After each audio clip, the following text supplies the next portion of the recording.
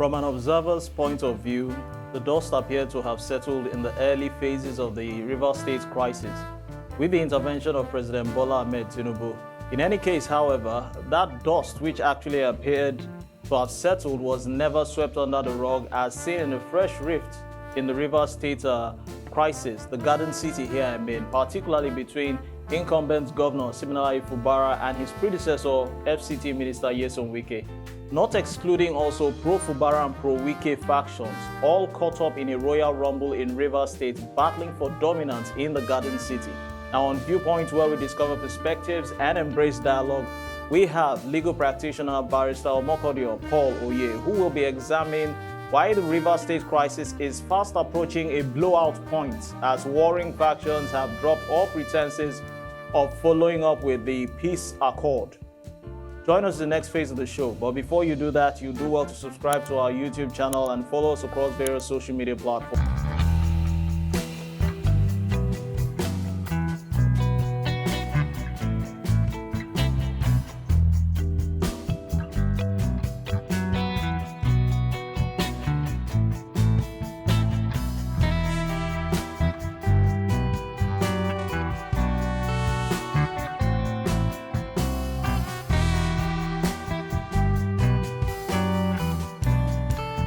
On the show today, we have Barrister Paul Omokhodion Oye on the show. You're welcome to the show, Mr. Barrister. Thank you very much, and good morning. Yeah, good morning. And the last time we had you on the show, we had quite an extensive discussion concerning the candidates of the Edo State off-cycle elections. But this time around, we'll be talking about the River State crisis, which I want to believe you're well informed about. Well, by the grace of God, yeah. Okay. Now, actually, the crisis now, which is rocking River State now, has been ongoing since 2003, 2023, October to be precise. Now, this crisis is clearly deepening, getting messier daily, and casting this stark light on the nation's political landscape, vitiated with power struggles and political instability. Now, in your own words, could you actually state categorically the root cause or the genesis of the ongoing rancor in River State? Well, one word, impunity. That's the root cause, impunity. How can anyone think that a clandestine agreement with a public official can override that official's oath of office? It's inconceivable. Now, because of impunity, which is the major problem of this country, when we talk of corruption, corruption is a child of impunity. Every other thing that goes on in this country we complain about, they are offsprings of impunity. In this case, in my own understanding, even if there was an agreement, the moment Governor Fubara took the oath of office and allegiance to Nigeria, it overrides every other thing. But it's lack of understanding of this basic issue that is causing the problem. Okay. I've had people say agreement is an agreement. That's correct. But in law, we say "Es topic causa no orito actio." You cannot found your court on illegality. Okay. If whatever you have agreement you have entered into is not something you can bring to public space, or it is against public interest, you can never use that as a basis for anything. But because of impunity, people are saying agreement is agreement. Oh. It's wrong. Yeah, that's my view. Okay, that means that this impunity now, which has actually been a characteristic feature in Nigerian governance, now has actually deepened, worsening cases in the Garden City. Now, when it comes to governance, there's what they call separation of powers. Now, we have the House of Assembly also on a face-off with the chief executive of the state, Governor Fubara, and its predecessor, Now, the head at the center had also mediated concerning the issue. Now, I'm talking about Bola Tinubu. Could it be that these warring factions have no respect for the rule of law, separations of power, by deliberately being obstinate? Yes. It still boils down to impunity. The Constitution is very clear. When somebody is elected on the platform of a party and purports to defect to another party, he has lost the right to that seat. Okay. Because he or she was elected on the platform of a party. Okay. And that cannot change midstream. Which is why I said at the outset that impunity is the plan.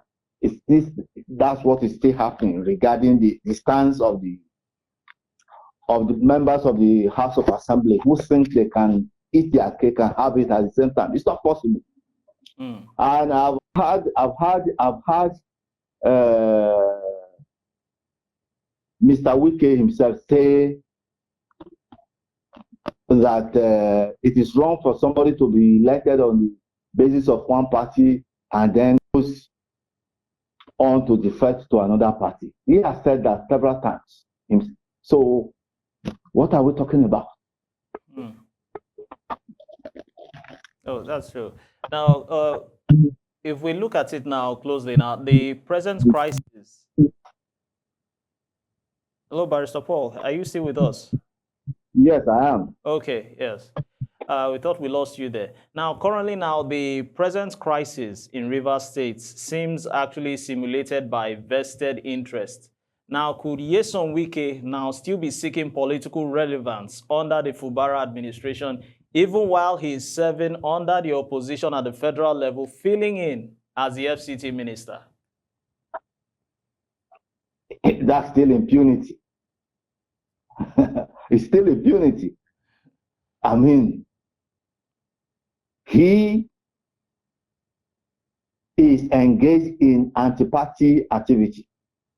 Okay. He claims to be a member of PDP.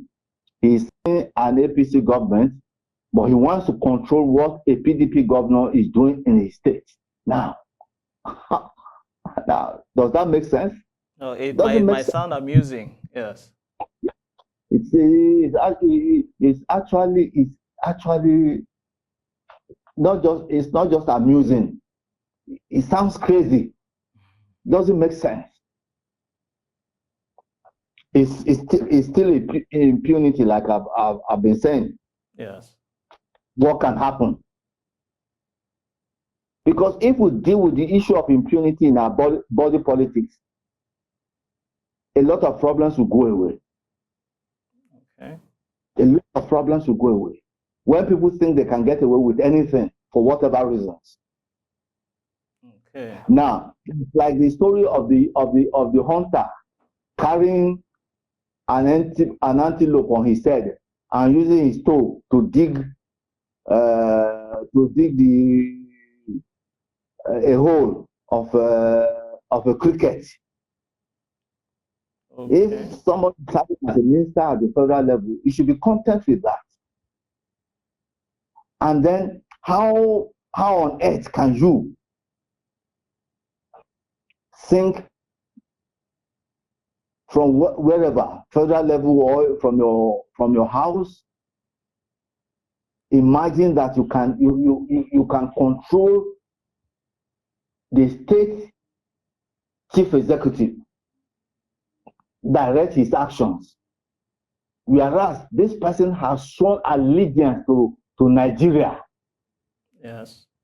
Is there any Nigerian that is equal to Nigeria or greater than Nigeria? I think not. And if that's the case, it's a shame what is going on. It's a shame. Oh, that's quite explanatory. Now, in recent reports on news making the rounds, actually, there was this talk actually from Fubara stating clearly jungle has matured. Now, in making a statement, he actually vowed to probe his predecessor's administration, referring to Nyesom Wike. Now, these words are quite, I would say, should I say vindictive, whereby a case of witch hunting will be like, showcased. Now, will it be right to say Fubara has actually grown wings or is taking his stance on what is right as #1 man in Rivers State?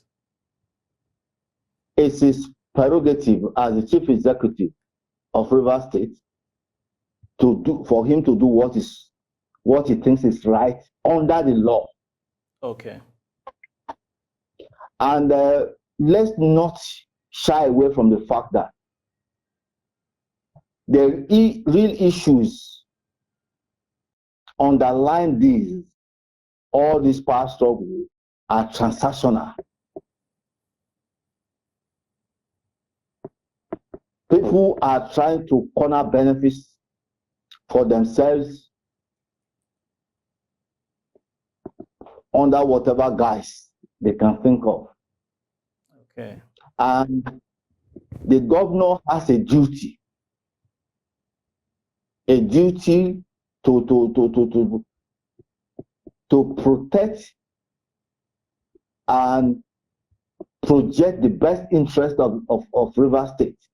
And if he thinks that this is the best course of action, I don't think there's anything wrong with that.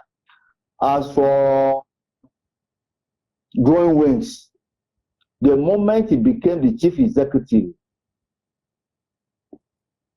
naturally he became an eagle. Okay. Because he pledged allegiance to Nigeria. Okay. And the key symbol of Nigeria is an eagle. Yes. So, yes, he has grown wings because he has the eagle behind him. Okay. I want to say that was a very definitive explanation concerning growing wings and the eagle. Yes. Yes. Yes. Okay.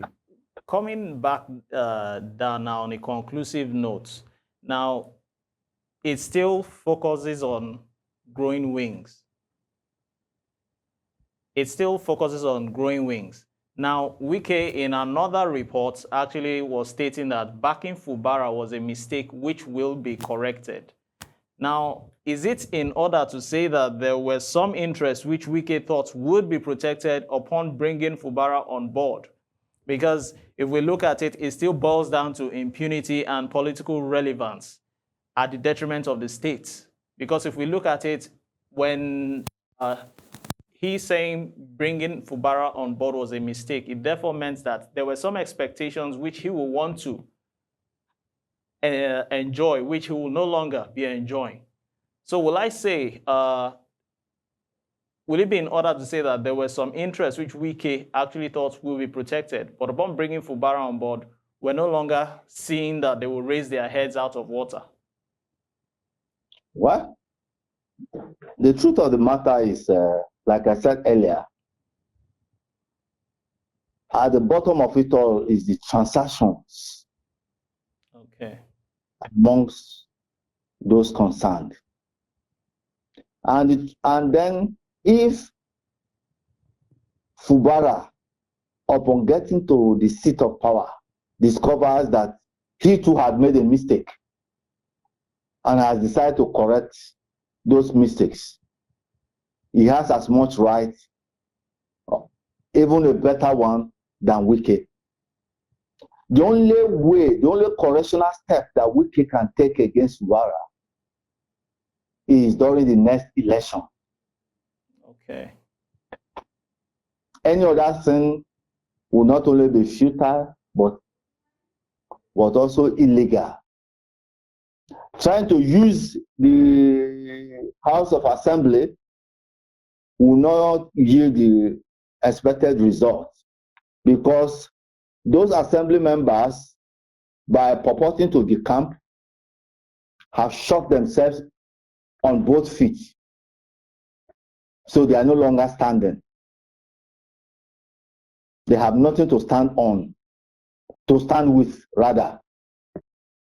So he cannot use that.